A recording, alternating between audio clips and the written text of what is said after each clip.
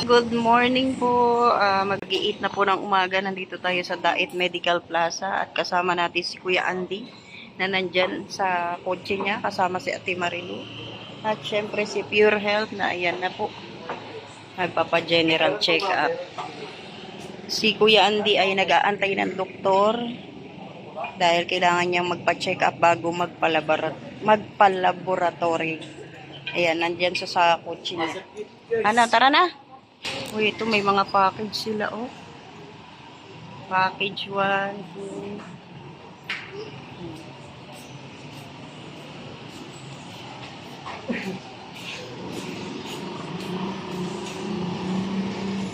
2. Ano, saan ka na? Ano nang gagawin sa'yo? Kasunod kung ano pang mga kasama sa akin inabig. So, ayan, magtatanong tayo kung ano na po yung kasunod. Ano naman nakuha sa'yo? Dugo tsaka ihi? Ano nang kasunod? Sige, Pure, magsalita ka na. Si Kumari, wala ba ang problema? Wala man. Minus 500. Katawan sinay. Yung kapitbahay, meron ka pagkain? Meron naman. Sentado plus 1,000. Kwentado mo, ah. Siyempre, meron talaga eh. Hindi na usang sulat dito. Calculator ang ginagamit sa amin. Bakit wala kasing tao? Kaya nandito tayo sa healthcare, ano ba to? Ito na pala si ate, oh. Pure yan na. Ayun na pala si ate. Wala, akala ko. Paano kami general check-up? Ano po klaseng general check? Anong may offer niya? Masakit daw likod ni Kuya.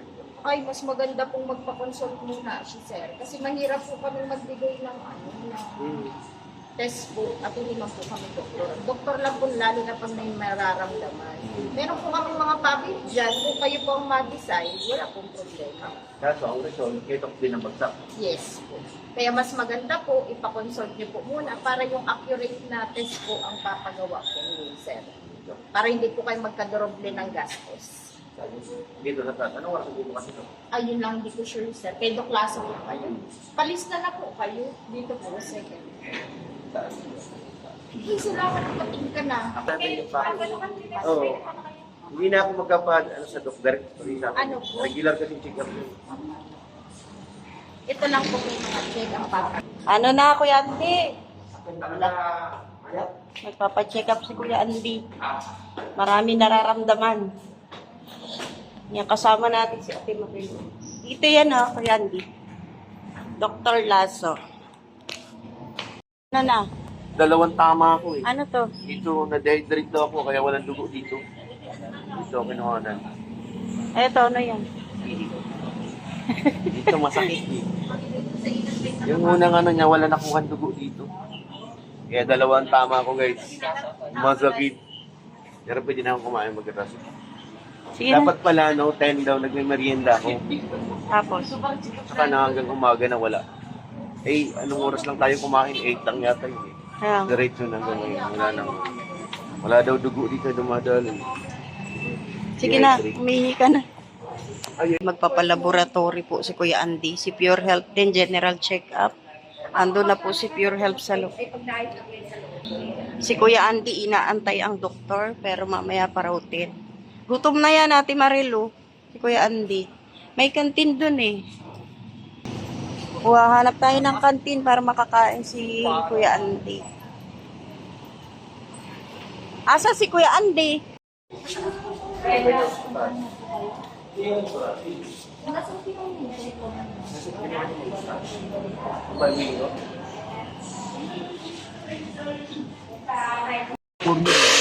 Ito yung kinuha mong package Yan. 17. Dapat ito pala. Fasting blood sugar, blood rating, blood uric acid, good cholesterol. Ito dati. Yan, may kuryente na ito. So, ayan, balik si Pure Health dito kasi magpapa-x-ray. Diyan po sa pila na yan, diyan ka maghihingi ng kung ano po yung ipapagawa mo. Tapos, dito ka pupunta para magbayad. Ang laboratory po sa taas, tsaka yung pagpapabasa po ng resulta ng laboratory mo ay doon po sa taas. Dito rin po kukunin yung resulta. Ayan, dyan po. Sa may green na damit. 8:35 na po ng umaga at dumadami na po ang mga tao. Kaya kung unang punta mo rito, diyan ka muna didiretso at hihingi ka ng mga ipapagawa mong laboratory.